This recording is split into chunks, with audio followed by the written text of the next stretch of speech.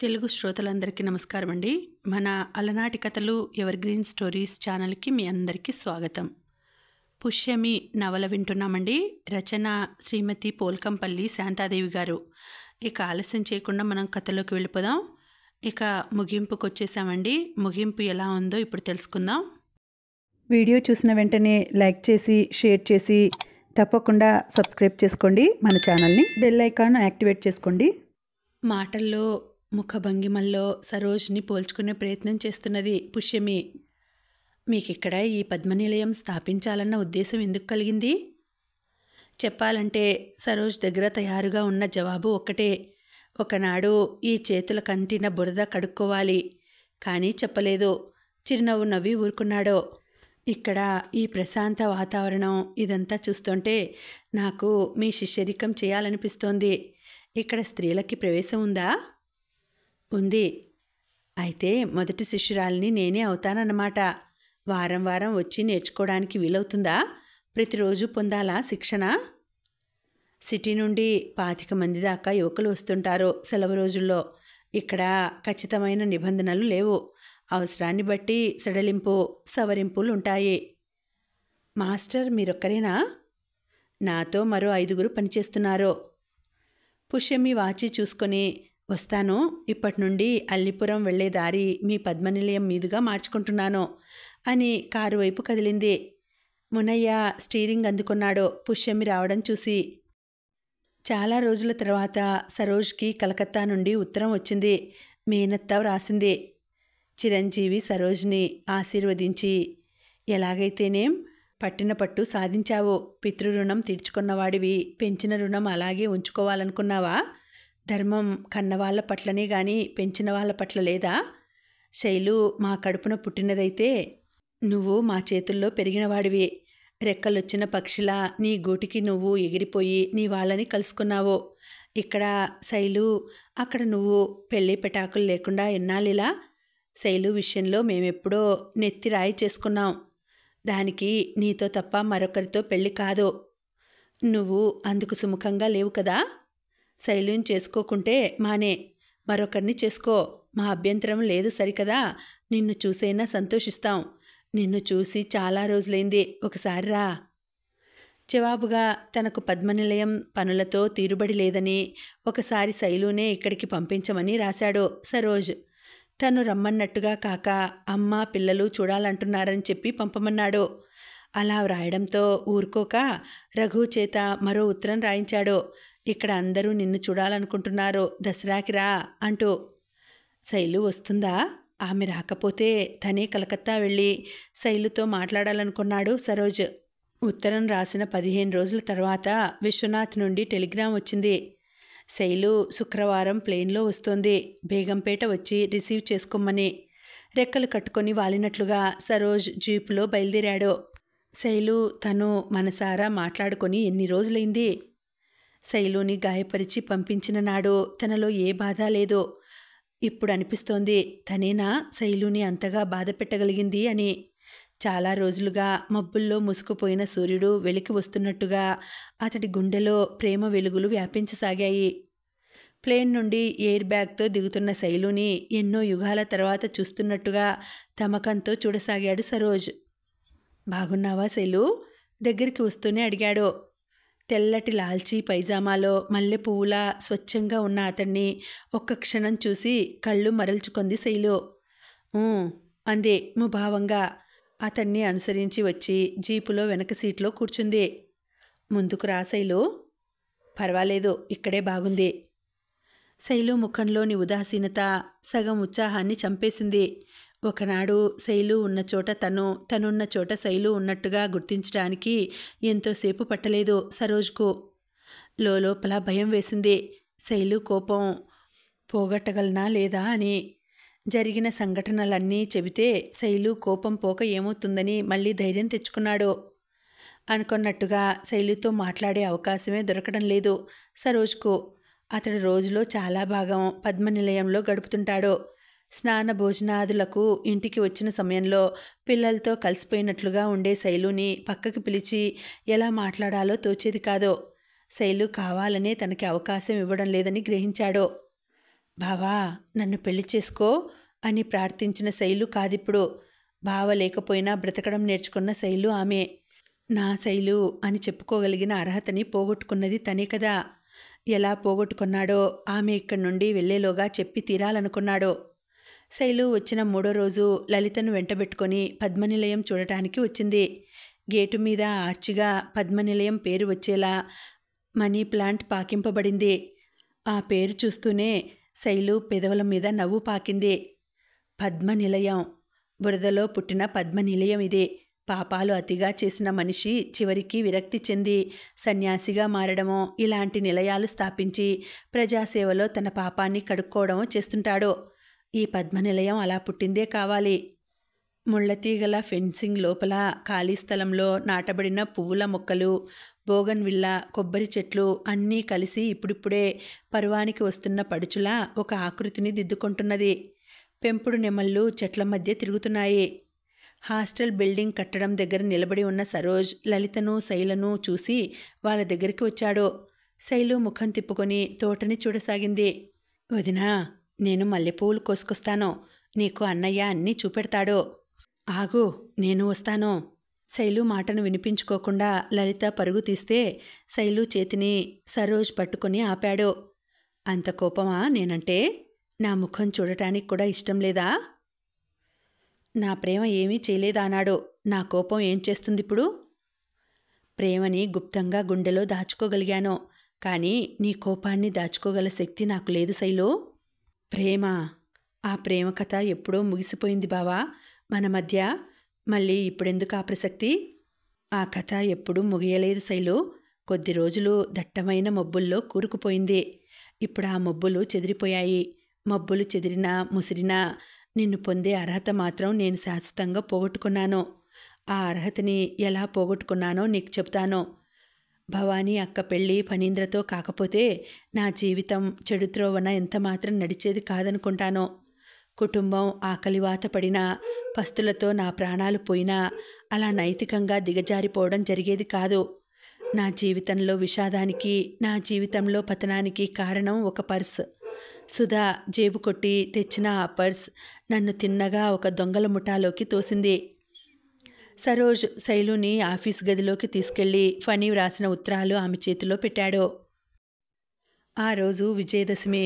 ఉదయమే తలంటు పోసుకొని రఘు తెచ్చిన కొత్త చీర కట్టుకుంది శైలు. తడి తుడుచుకున్న జుట్టు అందంగా రేగిపోయి ఆ ముఖానికో వింత సోయగం ఇస్తోంది.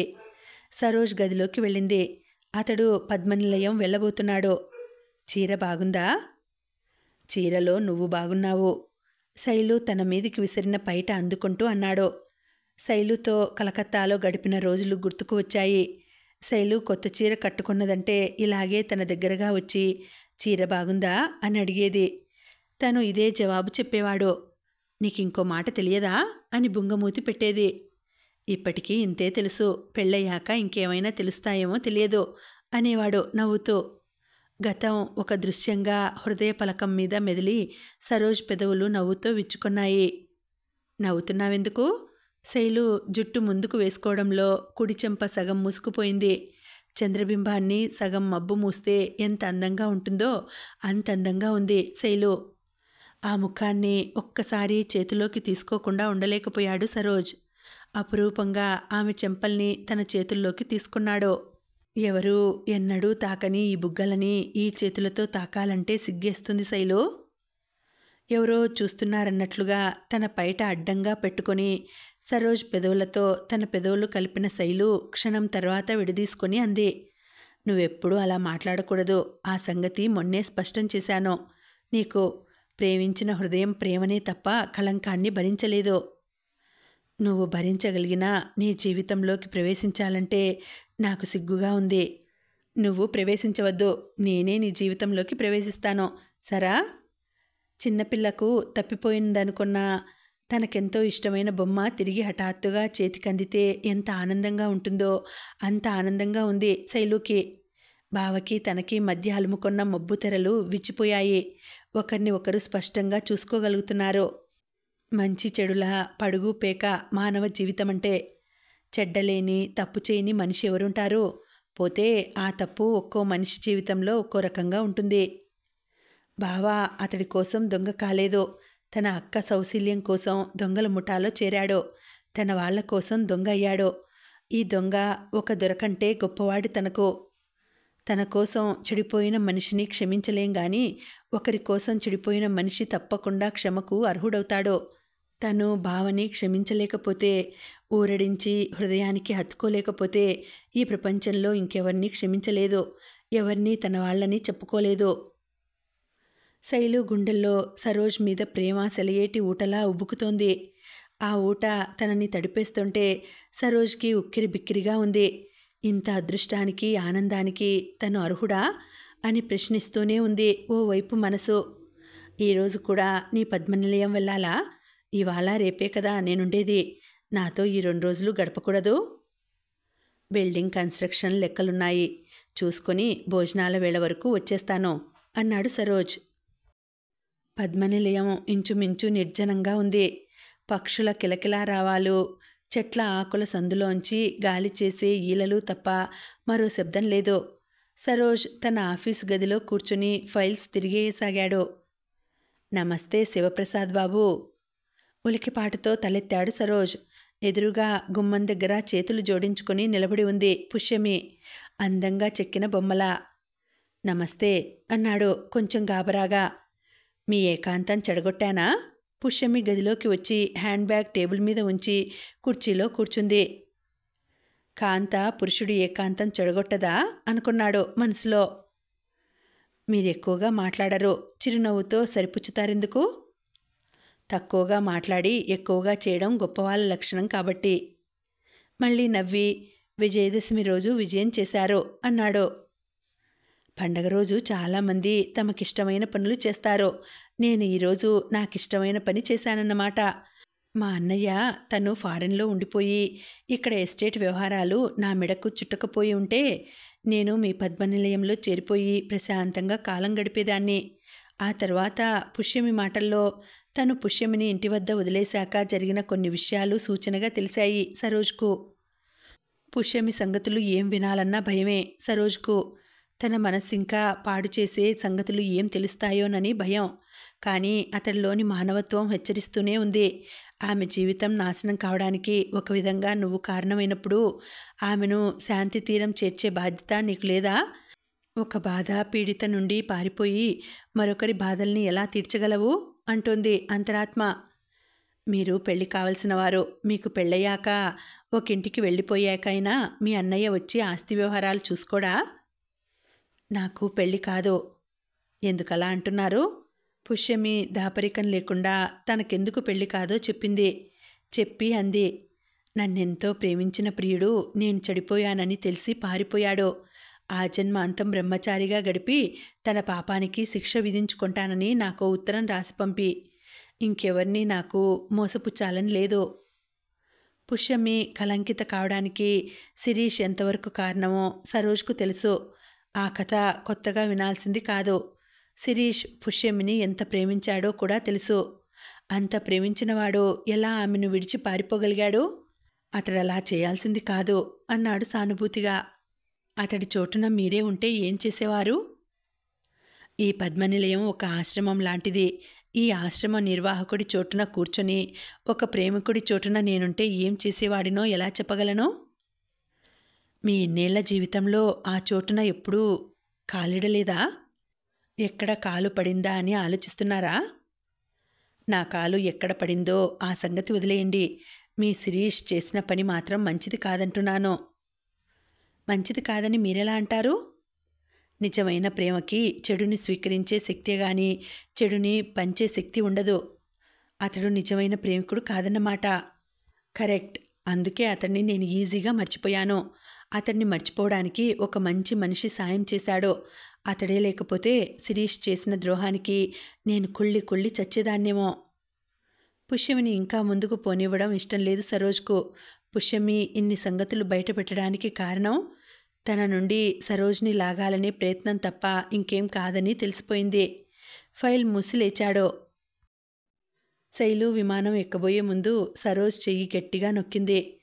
నేను తిరిగి వెళుతూ ఇంత ఆనందం మూటగట్టుకుని వెళ్తానని కలకత్తా నుండి వచ్చేటప్పుడు ఎంత మాత్రం అనుకోలేదు అంది.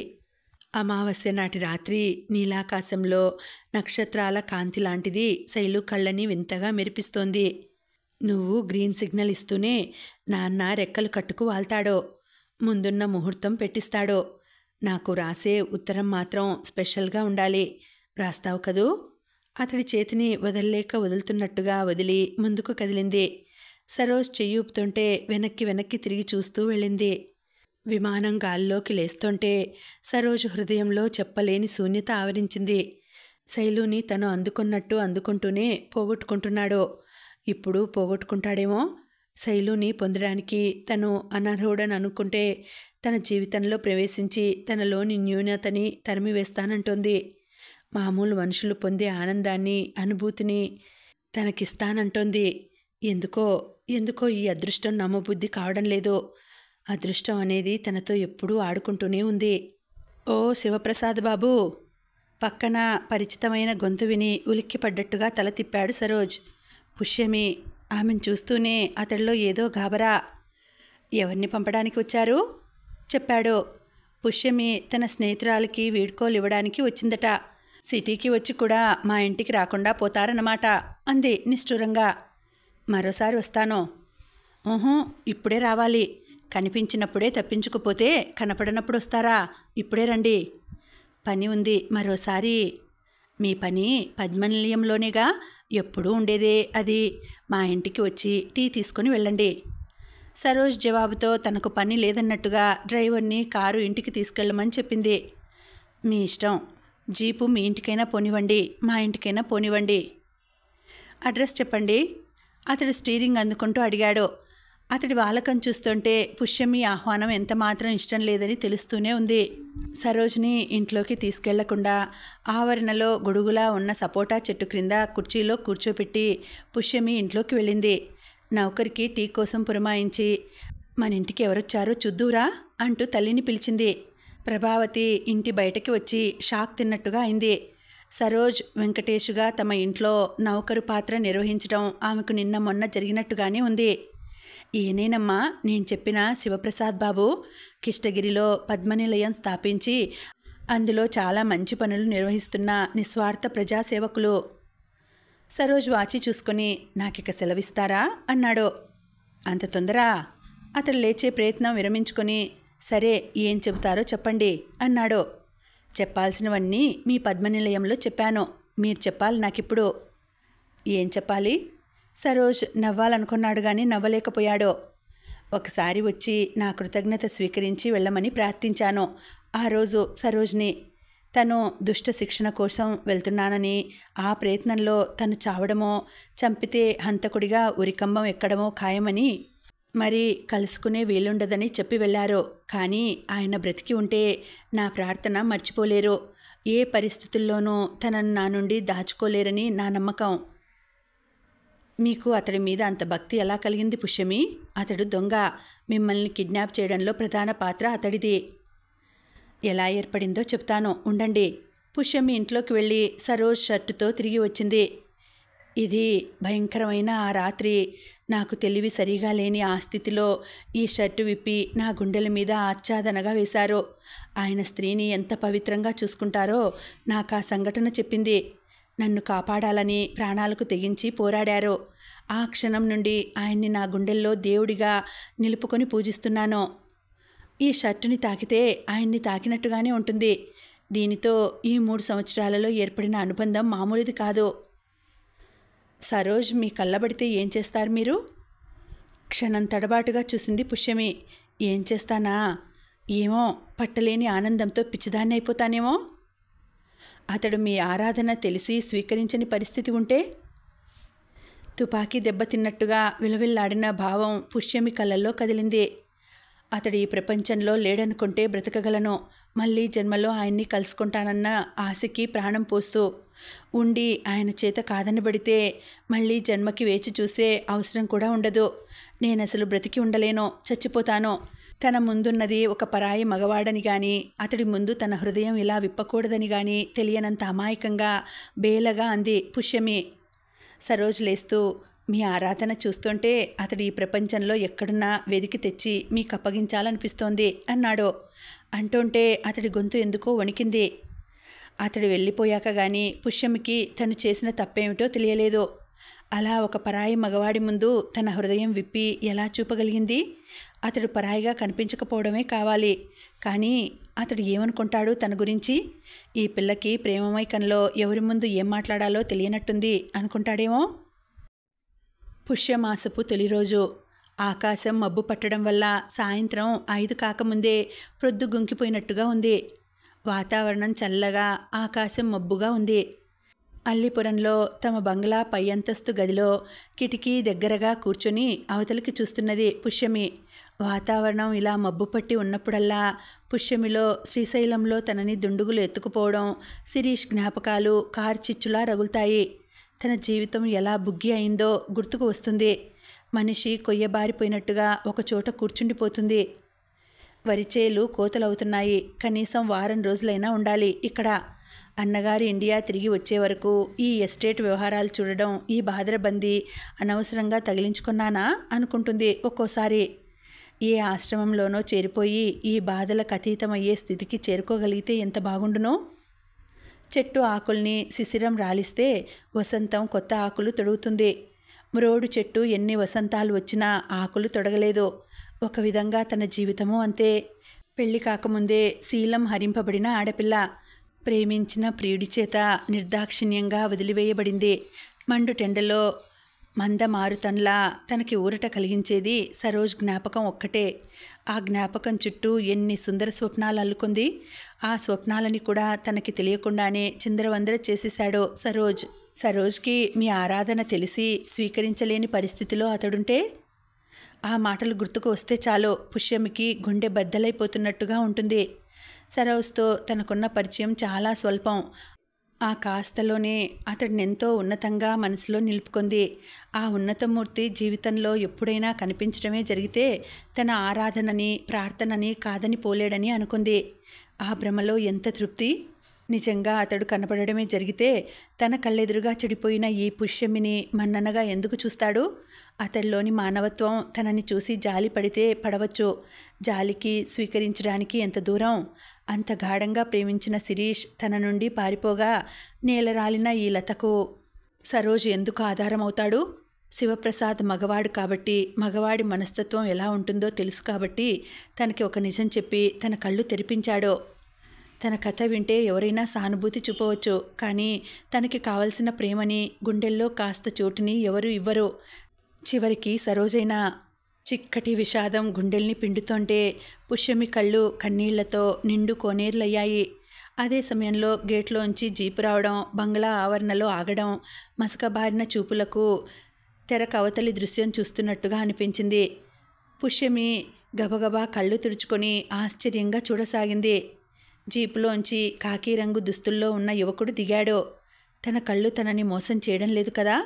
ఆ షర్ట్ని ప్యాంటులో టక్ చేయడం, నడుముకి అరచేతి వెడల్పుతో ఉన్న నల్లని బెల్ట్, అతడే సరోజ్. పుష్యమి దిగ్గున లేచింది. అంగకి 2 మెట్ల చొప్పున క్రిందికి దిగి 1/2 నిమిషంలో వీధి గుమ్మం దగ్గరికి వచ్చేసింది. అతడు వరండా మెట్ల దగ్గర ఆగి వాచ్మెన్ని ఏదో అడుగుతున్నాడు. వాచ్మెన్ ఏదో చెప్పాడు. అతడు తల తిప్పుకొని బూట్లు టకటకా చప్పుడు చేస్తూ తన వైపు వస్తుంటే పుష్యమి చప్పున గుమ్మం పక్కకి తప్పుకుంది. అతడు హాల్లోకి అడుగుపెట్టి సంకోచంతో ఆగిపోయాడు. నౌకరు యువతలకి రావడంతో పుష్యమి ఉందా అని అతడు అడగడం, నౌకరు పుష్యం కేసి చూపడం ఒకేసారి జరిగాయి. అతడు తల తిప్పి చూసి, అరే ఇక్కడే ఉన్నావా అన్నాడు. అదే ఏకవచన సంబోధన. పుష్యమి కళ్ళు విభ్రమంగా చూస్తున్నాయి. ఇన్నాళ్ళకి గుర్తు వచ్చానా అంటుంటే పుష్యమి గొంతు వణికింది. నేను నీకోసం 3 సంవత్సరాలు వెనక్కి వెళ్ళాను. నీ చివరి అభ్యర్థన గుర్తుకు వచ్చాను. డ్రెస్ మారింది. ముఖంలో శాంతరసానికి బదులు గంభీరం తొణుకుతోంది. అంతే, అతడే శివప్రసాద్ అన్న విషయం స్పష్టమైపోయింది పుష్యమికి.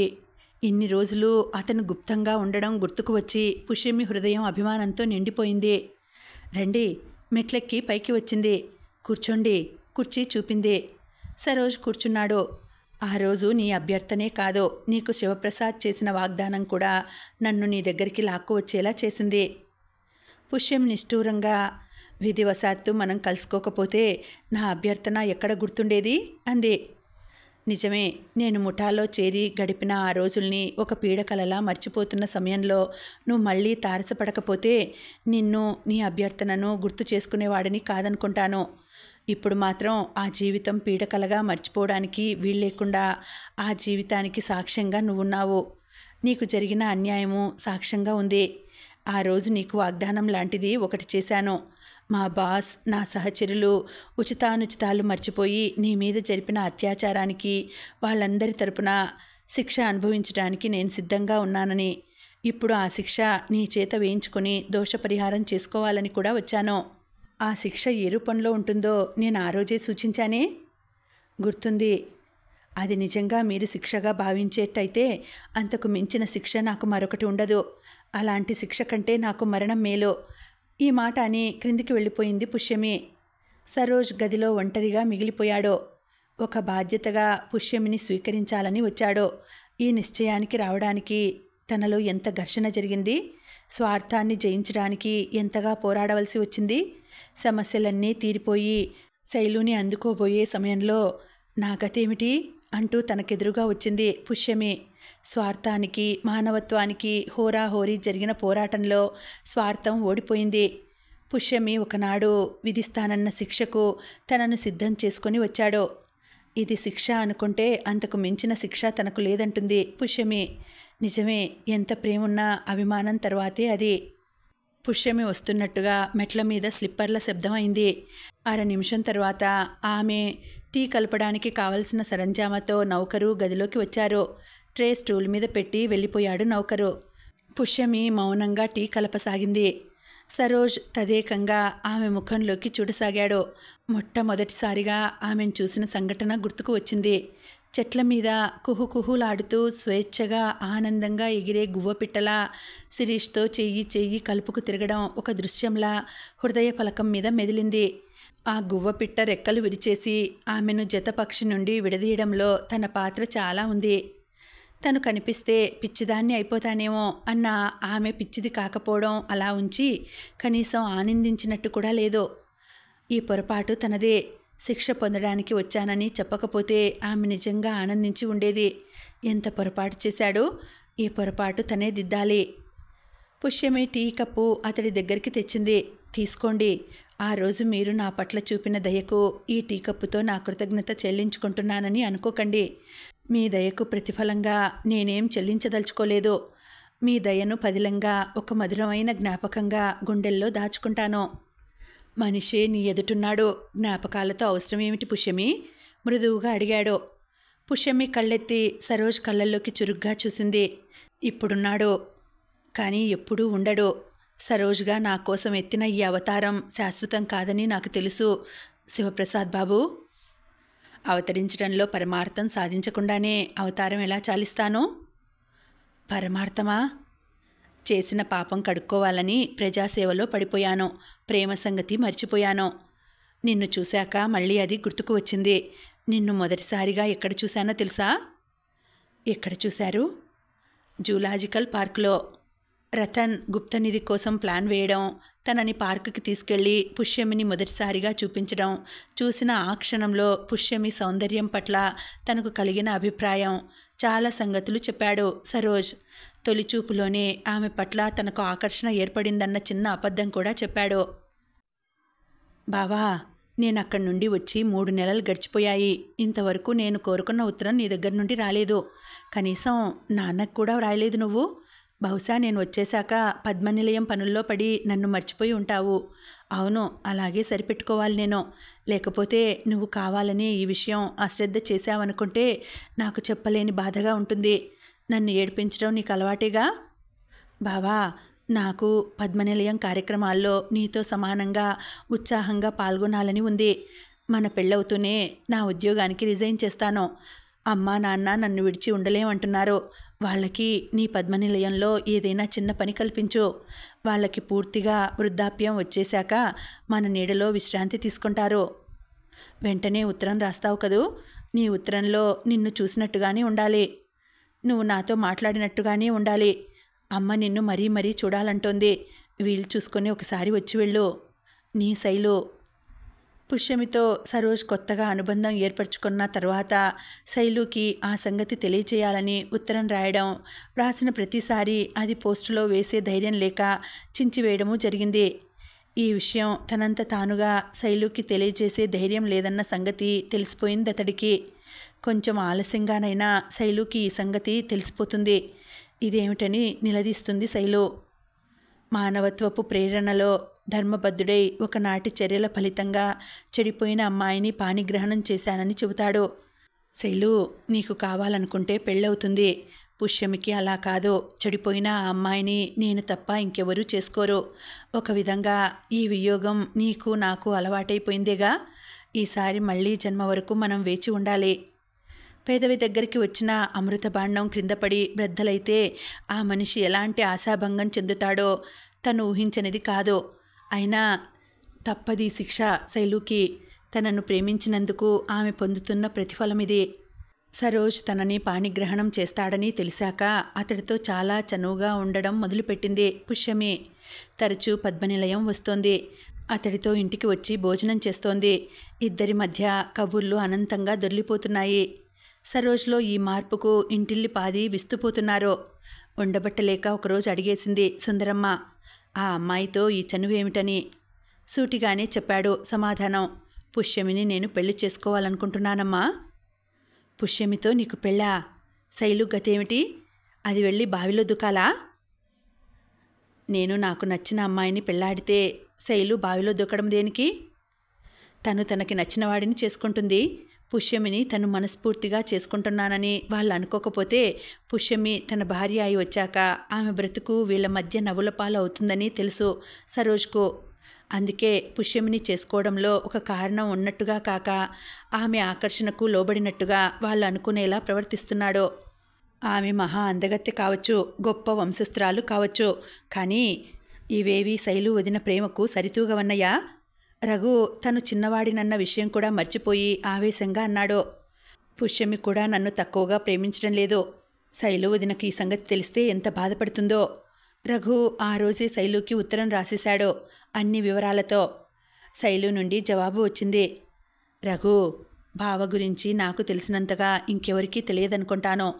అతడిలో నాకు తెలియని రహస్యపు అరలేవీ లేవు. అతడు అందానికి ఐశ్వర్యానికి లొంగిపోయే మనిషి కాదు.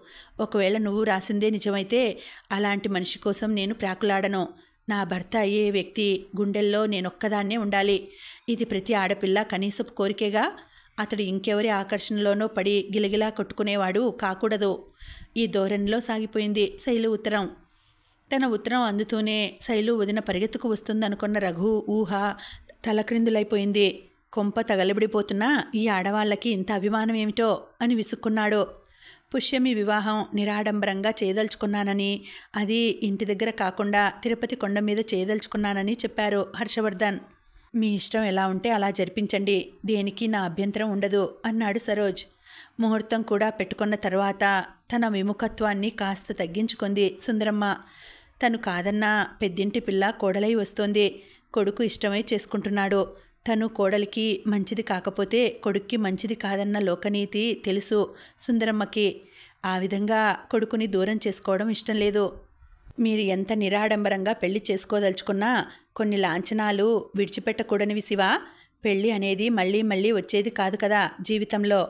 మీకు చాదస్తంగా కనిపించేవి, మాకు ముద్దు ముచ్చట్లు తీర్చుకున్నట్టుగా ఉంటుంది.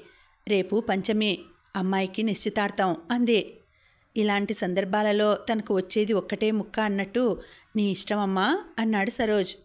పంచమి రోజు నిశ్చితార్థం చేయడానికి వస్తున్నామన్న కబురు ముందుగానే పంపించింది వియ్యంకులకి సుందరమ్మ. పంచమి నాడు ఉదయం బయలుదేరారు జీపులో. ముందు బజారు వెళ్ళి చీర, జాకెట్ గుడ్డ, నిశ్చితార్థానికి ఓ ఉంగరం తీసుకోవాలనడంతో అబిట్స్కి పోనిచ్చాడు సరోజ్. నగల షాపులో ముత్యం ఉన్న ఉంగరం ఖరీదు చేశాడు. తర్వాత గద్వాల్ శారీ సెంటర్కి వెళ్ళారు. అన్నయ్య, ఈ చీర వదినకి బాగుంటుంది కదా? అరచేతి వెడల్పులో జరీ బార్డర్, మధ్య మధ్య బుటాలున్న కనకాంబరం రంగు పట్టుచీర ఎత్తి చూపింది లలిత. ఆ చీరలో ఈ చీర బాగుందా అంటున్న శైలుని ఊహించుకుంది సరోజ్ మనసు. వదిన అంటే శైలు కాదు పుష్యమి అంటూ వివేకం హెచ్చరించడంతో సుందరమైన కళ్ళ చూస్తున్న అనుభూతి నుండి బయటపడ్డాడు. ఆ బాగుండడం బాగులేకపోవడం నాకు తెలియవు. మీకు నచ్చినవి తీసుకోండి లలిత. కొన్ని సంవత్సరాల క్రితం శిరీష్తో ప్రదానం జరిగినప్పుడు తతంగమంతా పూర్తి అయ్యాక శిరీష్కి సైగ చేసి తోటలోకి ఎలా లాక్కు వచ్చిందో ఈరోజు సరోజ్ని అలాగే లాక్కు వచ్చింది పుష్యమి. అదే పొద దగ్గర కూర్చున్నారు. ఆ రోజు ఉన్నంత ఆనందంగా ఈరోజు ఉంది పుష్యమి. ఎలాగో ఉన్నది సరోజ్కే. పుష్యమి అతన్ని తాకుతూ కూర్చుని ఉంది. అతడి ముఖానికి చాలా సమీపంగా ఉంది. ఆమె ముఖం గులాబీ రంగులో తయారు చేసినట్టున్న ఒంటి రంగు, కళ్ళు, కనుబొమ్మలు, ముక్కు, పెదవులు, చుబుకం వేటికవి శ్రద్ధగా ప్రత్యేకమైన అందంతో అమర్చినట్టున్నాయి. ఆహా, ఎంత అద్భుతమైన సౌందర్యం అనిపించి తీరుతుంది ఆమె అందం. ఇంత అందాన్ని, ఇలాంటి ప్రేమమయిని దూరం చేసుకున్న శిరీష్ ఎంత దురదృష్టవంతుడు. పుష్యమి కిడ్నాప్ చేయబడకుండా ఉంటే వాళ్ళు నిత్యనూతనంగా ప్రేమించుకుంటూ ఉండేవాళ్ళు. పుష్యమి అతడి ప్రేమలో ఎండావాన కలుసుకున్నప్పుడు ఆ చెల్లులో రెక్కలు తపతప కొట్టుకుంటూ ఆనందంగా స్నానం చేసే పక్షిలా ఉండేదేమో. అలాంటి జీవితం ఆమెకు దక్కకుండా చేసింది తన ముఠా కదూ. పుష్యమి దారుణంగా చర్చబడినప్పుడు ఇప్పుడు ఒకే భావం సరోజ్లో, ఒకే కరుణ. ఇద్దరు పెళ్లి చేసుకుని కాపురం చేయడానికి ఈ కరుణ ఎంతమాత్రం తోడ్పడదని తెలుసు అతడికి. క్రమంగా తమ కాపురాన్ని ఈ కరుణ కంటకమయం చేస్తుంది కూడా. పుష్యమి కోరేది తన నుండి ఈ కరుణ కాదు, ప్రేమ. అది ఆమెకివ్వలేకపోతే ఆమె జీవితాన్ని నరకం చేసిన వాడవుతాడు. శైలు బొమ్మని చెరిపి అక్కడ పుష్యమిని ప్రతిష్ఠించుకోక తప్పదు. ఈ పని వల్ల తన మనసు ఎంత నరకం అనుభవించినా సరే. చాలాసేపటి నుండి పుష్యమి తదేకంగా సరోజ్ వక్షం వంకే చూస్తున్నది. ఏమిటి చూస్తున్నావు? శిరీష్తో నేను అల్లుకున్న అనుబంధం తెలుసు. నలుగురు కామాంధుల చేతుల్లో అమానుషంగా నలిపివేయబడడం తెలుసు. అన్నీ తెలిసి నన్ను భార్యగా స్వీకరిస్తున్న మీ గుండె వైశాల్యం ఎంత అని చూస్తున్నాను. పిడికిలంతా అంతే. నీ ఊహలతో దాన్ని భూగోళం అంత చేయకు, చిరునవ్వుతో అన్నాడు. పుష్యమి, గత జ్ఞాపకాలు నీ మనసులోకి ఎప్పుడూ రానివ్వకు. ఇక నుండి అంతా కొత్త జీవితం, కొత్త అనుభవాలు. నువ్వు ఎప్పుడూ కొత్తగా కనిపించాలి. నేను ఎప్పటికప్పుడు కొత్తగా కనిపించడం ఎలా సాధ్యం? ఆశ్చర్యంగా అడిగింది. ఇవే కళ్ళు, ఇవే పెదవులు, ఇదే రూపం కాదు, మనసు. ఆ మనసు నిండా మీరున్నారు సరోజ్. మీకు కావలసినట్టు నన్ను మలుచుకోవడం మీ చేతిలోనే ఉంది. సరోజ్ పుష్యమి కళ్ళల్లోకి చూశాడు. ఆ కళ్ళ నిండుగా అనురాగం తొణుకుతోంది. ఇంతటి ప్రేమకు బదులు నేనివ్వగలనా? సరోజ్ విచలితంగా అనుకున్నాడు. వివాహానికి శుభలేఖలు అచ్చు వేయించడానికి కూడా ఇష్టపడలేదు హర్షవర్ధన్. పుష్యమికి జరిగిన మొదటి ప్రదానం గురించి, శిరీష్తో పుష్యమి తిరగడం గురించి బంధువులందరికీ తెలుసు. ఆ సంబంధం ఎందుకు చెడిపోయిందో కూడా తెలుసు. ఇప్పుడు వాళ్ళకి శుభలేఖలు పంపితే ఆ చెడిపోయిన పిల్లకు పెళ్ళేమిటి? ఆ చేసుకునేవాడు ఎంత దురదృష్టవంతుడో అని నవ్వితే ఆశ్చర్యం లేదు. కడుపుబ్బరం ఉన్నవాళ్ళు సంగతి మోసుకెళ్ళి వియ్యంకుల చెవిని వేసినా వేయగలరు. సరోజ్కి తెలుసు, వాళ్ళ కుటుంబంలో తెలియదు కదా. పెళ్లి కూతురు చెడిపోయిందని తెలిస్తే ఎంత మంచివాళ్లైనా ఈ పెళ్లి జరగనివ్వరు. అందుకే సాధ్యమైనంత గుప్తంగా ఈ పెళ్లి దాటించే తాపత్రయంలో ఉన్నారాయన. ఆత్మీయులు అనుకున్న వారికి, బాగా దగ్గరి బంధువులకి మాత్రం ఉత్తరాలు రాయడమో, స్వయంగా వెళ్ళి ఆహ్వానించడమో చేశారు. కొండ మీద పెళ్లి వాళ్లకి స్వాగతం ఇవ్వడానికి అన్నట్టు ముందే వచ్చి ఉన్న శైలుని చూసి సరోజ్ ముఖం పాలిపోయినట్టుగా అయింది. శైలుకి పెళ్లి పిల్ల ఇంకా కనిపించలేదు. ఆవిడ చాలా అందగత్తె అని, ఆ అందమే అన్నయ్యకు వల అయిందని రాశాడు రఘు. హర్షవర్ధన్, అతడి బంధువులు 2 కాటేజీలు తీసుకుని విడిగా దిగారు. ఒకసారి మీ వదినని చూసి వద్దాను లల్లి అంది శైలు. ఎవరో కొత్త వాళ్ళున్నారు, నాకు సిగ్గేస్తుంది బాబు, అమ్మని తీసుకెళ్ళు. శైలుని తీసుకుని ఆడపల్లివారు దిగిన కాటేజీ వైపు బయలుదేరింది సుందరమ్మ. మీ బావ మీద ఏం మత్తు జల్లిందో, చిత్రంగా మారిపోయాడు. నాకు బొత్తిగా ఇష్టం లేదు, ఏం చేయను అంది సుందరమ్మ శైలుకి సానుభూతి చూపాలన్న ఉద్దేశంతో. శైలు పైకి మామూలుగా ఉన్నా ఆమె హృదయం రణరంగంలా ఉంది. రండి వదినగారు, ప్రభావతి సాదరంగా ఆహ్వానించింది వియ్యపురాలిని. ఈ అమ్మాయి మా ఆడపడుచు కూతురు శైలకుమారి, MA MD కలకత్తాలోనే జాబ్ చేస్తోంది. శైలుని పరిచయం చేసింది సుందరమ్మ. అలాగా, పెళ్లి కూతుర్ని చూస్తుందట. పుమి అని పిలుస్తూ పక్క గదిలోకి వెళ్ళింది ప్రభావతి. 2 నిమిషాల తర్వాత పుష్యమిని వెంటబెట్టుకు వచ్చింది. పుష్యమి అరమరికలు లేని దానిలా వచ్చి శైలు ప్రక్కన కూర్చుంది. సరోజ్ కలకత్తాలో మేనత్త దగ్గరుండి చదువుకున్నానని చెప్పారు గాని ఆ అత్తగారికి ఇంత అందమైన కూతురుందని చెప్పలేదు అంది చిరునవ్వుతో. పుష్యమి ముఖంలోకి మైమరిచినట్టుగా చూడసాగింది శైలు. ఆడదానికి తనకే మతి పోగొడుతోంది ఈమె అందం. బావకి పోయిందంటే ఆశ్చర్యం కాదు. బావా, నీ మనసు మరొకరు లాక్కోకుండా నిన్ను నాతో కట్టి పడేయడానికి నేను అసామాన్య అందగత్తనైనా కాకపోయాను అనుకుంది బాధగా, కొంచెం ఈర్ష్యగా. పెళ్లికి వచ్చిన బంధువులంతా దైవదర్శనం కోసం వెళ్లారు. హర్షవర్ధన్ పని మీద వెళ్లారు. కాటేజీలో పుష్యమి, ఆమె తల్లి మాత్రం మిగిలారు. ప్రభావతి పెళ్లిలో పెట్టాల్సిన చీరలను, వాటి మీదికి జాకెట్ పీసులను విడిగా తీసి గుర్తు మీద పెట్టుకుంటున్నది. బోరు కొడుతోంది, అలా వెళ్ళి వస్తానమ్మా. ఒక్కదానివి వెళ్తావా?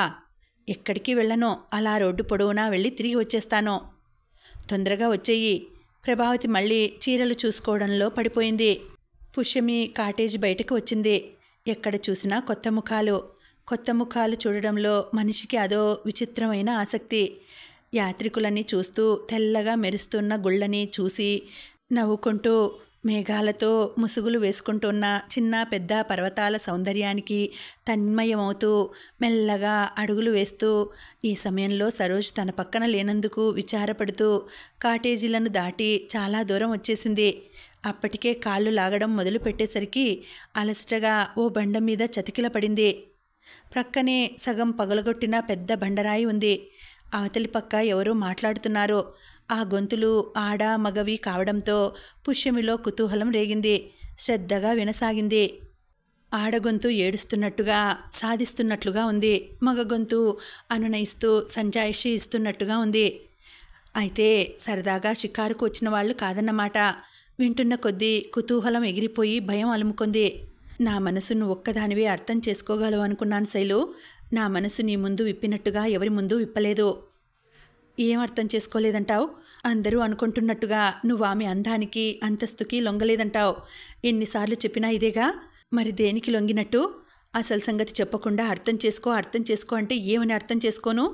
విసురుగా ఉక్రోషంగా అంటోంది శైలు అన్న ఆమె.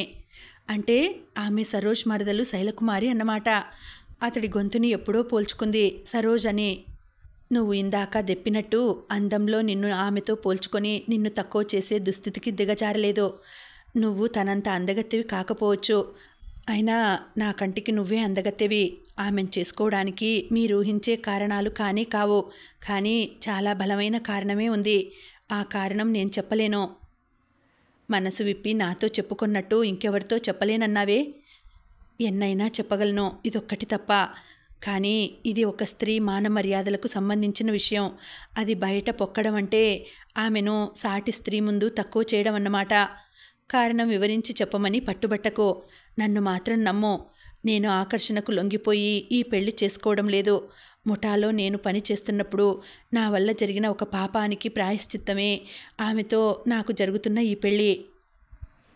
నెత్తిన పిడుగు పడినా అంతగా నిశ్చేష్టురాలు అయ్యేది కాదేమో పుష్యమి. ఆమె ముఖం కారు మబ్బులా నల్లబడిపోయింది. ఇంకేమీ వినకుండా అక్కడి నుండి పారిపోవాలనిపించింది. కానీ చిటికిన వేలు కదిలించడానికి కూడా శక్తి లేనట్టుగా, ఒంట్లోని బలమంతా ఎవరో లాగేసుకున్నట్టుగా కొయ్యబారిపోయి కూర్చుంది. బావా, నువ్వింతవరకు ఏం చేసినా ఊరుకున్నానేమో గాని ఈ పనికి చస్తే నేను ఒప్పుకోను. నీ మీద నాకున్న హక్కేమిటో నేను మరోసారి గుర్తు చేయాలనుకుంటున్నాను. జీవితం నీదైనా దాని మీద పూర్తి హక్కు నీది కాదు. వ్రాసుకున్న కాగితాలు లేకపోవచ్చు. మీ నాన్న మా అమ్మ చేసుకున్న వాగ్దానాలున్నాయి. మా అమ్మ ఇంకా బ్రతికే ఉంది. మీ నాన్న లేకపోవచ్చు, కానీ సాక్ష్యంగా మీ అమ్మ ఉంది. నిన్ను ఇల్లరికపు టల్లుడిగా ఇవ్వడానికి ఒప్పుకున్నాకే అమ్మ నిన్ను కలకత్తా తీసుకువచ్చి చదువు సంధ్యలు చెప్పించింది. నీకు అమ్మ వాళ్ళు ఏం చేసినా అంతా నా గురించే చేశారు. రేపు పుష్యమికి కట్టే ఆ తాళి నీ చేత నా మెడలో కట్టించుకునే అధికారం నాకుంది బావా. ఇంతవరకు నువ్వు ఏం చేసినా నేను అడ్డు రాలేదు. ఈసారి మాత్రం నాకున్న హక్కు నిరూపించుకు తీరుతాను. శైలుకి ఇంత కోపం రాగా ఎప్పుడూ చూడని సరోజ్ చకితుడయ్యాడో. శైలు అన్నమాట నిజమే. జీవితం తనదైనా దాని మీద పూర్తి హక్కు తనది కాదు. శైలు, నువ్వు హక్కుని ఉపయోగించదలుచుకుంటే నేను లొంగిపోవడానికి సిద్ధమే. కానీ నా వల్ల చెదిరిన ఒక అమ్మాయి బ్రతుకుని సరిదిద్దలేకపోయానన్న బాధ నన్ను జీవితం అంతా వెన్నాడి తీరుతుంది. ఈ మానవత, ఈ ధర్మభీతి, ఈ హృదయ సంస్కారం అత్త నాకిచ్చిన శిక్షణ వల్ల ఏర్పడినవి. ఇవే నన్ను చిత్రవద చేసేవి అయితే ఈ జీవితం శాశ్వతంగా అంతం చేసేయమని వేడుకుంటాను శైలు. ఆర్తిగా ఉన్న సరోజ్ మాటలు తుపాకీ తూటాల్లా తగిలాయి శైలుకి. కారు మబ్బు లాంటి కోపం దూది పింజలా ఎగిరిపోయింది. రుద్ధస్వరంతో అంది, బావా, మాటలతో సంకెళ్ళు వేయడం ఎలాగో నీకు తెలిసినట్లుగా ఇంకెవరికీ తెలియదనుకుంటాను. మీ నాన్న చనిపోయినప్పుడు నువ్వు మాతో కలకత్తా రాకుండా మీ కుటుంబాన్ని ఆదుకోవడానికి ఉండిపోయి ఇదే ధర్మం పేరు చెప్పావు. శైలు, నన్ను మర్చిపో అని చెప్పి నా హృదయాన్ని చీల్చినప్పుడు ఇదే హృదయ సంస్కారం పేరు చెప్పావు. శాశ్వతంగా నువ్వు నా వాడివి కాకుండా పోతున్న ఇప్పుడు అదే మానవత పేరు చెబుతున్నావో. ఎన్నిసార్లు ఏమీ చేయలేకపోయానో, ఇప్పుడు ఏమీ చేయలేను బావా, ఏమీ చేయలేను. శైలు నిస్సహాయంగా ఏడవసాగింది. నువ్వు చాలా మంచివాడివై నాకు దక్కకుండా పోతున్నావు. మానవత్వమే ఊపిరిగా బ్రతకదలిచిన వాడికి ఈ ధర్మ సంకటం తప్పదేమో శైలు. తనని తన వాళ్ళని బాధ పెట్టక తప్పని పరిస్థితి ఏర్పడుతుందేమో. సరోజ్ నుండి సుదీర్ఘమైన నిట్టూర్పు వెలువడింది. శైలు, ఇంత ప్రేమించిన నీకు నేను ఏమి ఇవ్వగలిగాను? బ్రతుకు నిండా విషాదం తప్ప. ఈ విషాదంలోనే ఊహించుకుంటాను బావా మన కోసం మరో జన్మని. ఆ జన్మలో మనం ప్రేమించుకొని విడిపోకుండా ఈ జన్మలో భగవంతుణ్ణి ప్రార్థిస్తూ ఈ విషాదాన్ని మోస్తాను. ఆ నిట్టూర్పులు, ఏడుపులు, ఓదార్పులు వింటుంటే మంటలేవో భగభగలాడుతూ తనని చుట్టి వేస్తున్నట్టుగా, ఆ మంటల్లో తను దగ్ధం కాబోతున్నట్టుగా అనిపించింది పుష్యమికి. సరోజ్ నోటి నుండి వచ్చిన ఒక్క నిజం పుష్యమికి అంకుశపు పోటు అయింది. సరోజ్కి తనంటే ప్రేమ లేదు, అన్యాయమైపోయిన ఆడదన్న జాలి తప్ప. పుష్యమి మనసులో 3 సంవత్సరాల నాటి సంఘటన మెదిలింది. సరోజ్ తనని ఇంటి వద్ద వదిలిపోయేటప్పుడు తను సిగ్గు పక్కకు పెట్టి అడిగింది, మీరు నిజంగా నన్ను ప్రేమిస్తున్నారా అని. అతడి జవాబుగా లేదు అన్నాడు. ఆ చేదు నిజం కంటే తన తృప్తి కోసం అతడు తర్వాత ఆడిన అబద్ధం తీయగా ఉన్నా అది హృదయాన్ని రంపపు కోతకి గురి చేస్తోంది.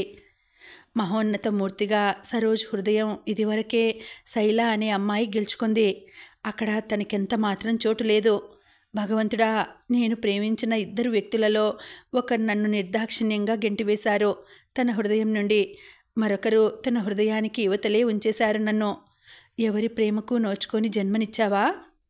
బండరాయి చాటు నుంచి శైల, సరోజ్ లేచి వెళ్ళిపోతున్నారు. సరోజ్! పుష్యమి గొంతు నూతిలోంచి వచ్చినట్టుగా వినపడింది. ఇద్దరూ తల తిప్పి చూసి స్తంభించిపోయారు. తుఫాన్లో సర్వస్వం కోల్పోయిన దానిలా పుష్యమి దీనాతిదీనంగా కూర్చుని ఉందక్కడ. మరురోజు ముహూర్తానికి 10 నిమిషాలు ముందుగా వచ్చారు భవానీ, ఫణి. పెళ్ళయ్యాక భవానీని చూడడం తల్లి చెల్లెళ్ళకిదే ప్రథమం. ఇన్ని సంవత్సరాల తర్వాత వచ్చిన భవానీని చూసి ఆనందం, దుఃఖం సమంగా అనుభవించారు. జీవితంలో అందుకోగలిగిన ఆనందాలన్నీ అందుకున్నట్టుగా తృప్తిగా ఉన్నాయి ఆ భార్యాభర్తల ముఖాలు. వాళ్ల ప్రతి మాటలో ఉల్లాసం కనిపిస్తోంది. ఫణి సరోజ్ని కౌగిలించుకొని, ఆ పద్మనిలయం ధ్యాసలో పడి నువ్వు పెళ్లి గురించి మర్చిపోయావనుకున్నాను. నీకు ఆ సంగతి గుర్తు చేద్దామనుకునేంతలో నీ పెళ్లి శుభలేఖ వచ్చింది అన్నాడు. మీ బావ నీకోసం ఏం ప్రజెంటేషన్ తెచ్చాడో తెలుసా? మీ కొత్త దంపతుల్ని హనీమూన్ పంపడానికి రిజర్వేషన్ టికెట్స్. ఫణి అందుకున్నాడు. హాయిగా 6 నెలల పాటు దేశమంతా తిరిగిరండి. నేను మీ అక్క పద్మనిలయం చూసుకుంటాం. శివా, నీ పెళ్ళి జరిగితే శైలుతో జరుగుతుందనుకున్నాం. పుష్యమి ఎవర్రా? మెల్లగా అడిగింది భవానీ. అన్ని విధాలా అన్యాయమైపోయిన అభాగ్య యువతి. సరోజ్ మనసు బాధగా మూలిగింది. పెళ్లి కూతురు పుష్యమి కాదక్కా, శైలే. నీకా కథ తర్వాత వినిపిస్తాను. అప్పటికే 2 సార్లు పురోహితుడు పెళ్లి కొడుకును పీటల మీదికి రమ్మనండి అంటూ పిలిచాడు. సరోజ్ వెళ్ళి పీటల మీద కూర్చున్నాడు. కొత్త దంపతుల హనీమూన్ ప్రయాణం 2 రోజులుంది. శైలు ప్రయాణానికి ఉత్సాహంగా సర్దుకుంటున్నది. ఆమె ఉత్సాహంలో సరిగా పాలు పంచుకోలేకపోతున్నాడు సరోజ్. తండ్రిని వెంటబెట్టుకొని పుష్యమి దేశ సంచారం వెళ్తోందన్న విషయం తెలిసి అతడి బాధకు అంతులేకపోయింది. పుష్యమిని వారించాలనే ఉద్దేశంతో బయలుదేరాడు. అతడు వెళ్ళేసరికి నౌకరు కారులో లగేజ్ పెట్టేస్తున్నాడు. పుష్యమి తల్లితో వీడ్కోలు తీసుకుంటుంటే ఆమె కన్నీళ్లు పెట్టుకుంటున్నది. అన్నీ వివరంగా రాశాను. అన్నయ్య వచ్చేస్తాళ్లే అమ్మా. నువ్వు నా గురించి బెంగ పెట్టుకోవద్దు. నీ కళ్ళ ముందు నేను కుళ్ళుతుంటే నీకు బాగుంటుందా? అందుకే దూరంగా వెళ్ళిపోతున్నాను. ఎందుకేడుస్తావు? నువ్వు నన్ను కన్నావు గాని నా తలరాతని కనలేదుగా. అదే సమయంలో గదిలోకి ప్రవేశించాడు సరోజ్. పుష్యమి, ఈ పిచ్చి నువ్వు పెంచుకోవడం మంచిది కాదు. మనసులో ఉండాలి శాంతి. బయట నుండి ఎంతని తెచ్చుకుంటావు అన్నాడు. ఈ పరిసరాలలో నేనుండలేను సరోజ్. వాతావరణం మారితే మనసు కొంత మారుతుంది. ఇప్పుడు నాకు తగిలిన దెబ్బ మామూలుది కాదు. శిరీష్ నన్ను వదిలేసిపోయిన రోజు మీరున్నారు. మీ మంచితనపు జ్ఞాపకాలతో అతన్ని తేలిగ్గా మర్చిపోగలిగాను. ఆ రోజున మళ్ళీ కనిపించనేమో అని చెప్పి వెళ్ళిపోయిన మీరు అలా కనిపించకుండా పోయినా హాయిగా బ్రతికేదాన్ని. మళ్ళీ జన్మలో మిమ్మల్ని కలుసుకుంటానన్న ఆశతో. ఇప్పుడు అది లేదు. ఈ బాధ మరిపించేందుకు నాకెవరూ లేరు. నేనిప్పుడు ఒంటరిదాన్ని, పూర్తిగా ఒంటరిదాన్ని సరోజ్, గాద్గదికంగా అంది పుష్యమి. భర్తగా నేను నీకు లేకపోవచ్చు, కానీ స్నేహితుడిగా నేను నీకెప్పటికీ ఉంటాను. పుష్యమి హ్యాండ్ బ్యాగ్ భుజానికి తగిలించుకొని కారు దగ్గరికి నడుస్తూ అంది. మీరు తలుచుకుంటే ఎలాగైనా ఉండగలరు. నా నిగ్రహం మీద నాకే నమ్మకం లేదు. స్నేహం ప్రేమలోకి మారడం లోక సహజం. ప్రేమ స్నేహంగా మారగలదంటే నేను నమ్మను. నేను మీలాగా మనసు మీద అధికారం సంపాదించిన రోజున, నా మీద నాకు విశ్వాసం ఏర్పడిన రోజున దేశాటనం రద్దు చేసుకొని తిరిగి వస్తాను. అప్పుడు మీ పద్మనిలయం కార్యక్రమాలలో నేను పాల్గొంటాను. పుష్యమి కారు డోర్ తెరుచుకొని తండ్రి పక్కన కూర్చుంది. కారు కదులుతుంటే కారు ప్రక్కగా నడుస్తూ అన్నాడు సరోజ్. నువ్వలా తిరిగి వచ్చిన రోజునే నాకు నిజమైన మనశ్శాంతి అని గుర్తుంచుకో. ఆ రోజు కోసం ఆశతో నిరీక్షిస్తుంటాను పుష్యమి. అతడి కళ్ళు అప్పటికే ఆర్ద్రమయ్యాయి. కారు కనుమరుగయ్యేదాకా సరోజ్ చెయ్యి ఊపుతూనే ఉన్నాడు. సమాప్తం. మళ్ళీ వచ్చే వీడియోలో మరొక మంచి నవలతో కలుసుకుంటానండి. అంతవరకు సెలవు. నమస్తే.